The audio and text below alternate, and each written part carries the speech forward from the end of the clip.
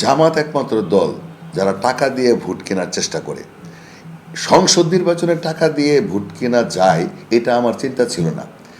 এবারই প্রথম জামাত স্বাধীনভাবে নির্বাচন করার কারণে, আওয়ামী লীগ না থাকার কারণে জামাত তারা মরিয়া হয়ে উঠছে। একে তো ধর্ম নিয়ে রাজনীতি করতেছে, দ্বিতীয়ত টাকার মাধ্যমে।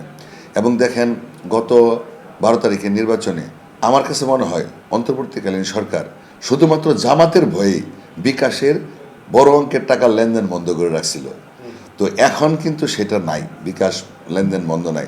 সেই জন্য আমি আশঙ্কা করতেছি টাকা দিয়ে গরিব এলাকা, বস্তি এলাকা, অসহায় এলাকা, এবং যেহেতু আমার এলাকাটা গরিব এলাকা, পাহাড় বেল, তো যদি তারা কিছু ভোটের বাড়ায়, ভোট তাদের যে ভোট বিগত দিনগুলিতে এটা যদি বৃদ্ধি পায়, একমাত্র কারণ টাকা, এছাড়া ভোট বাড়ার কোনো সুযোগ জামাতের নাই।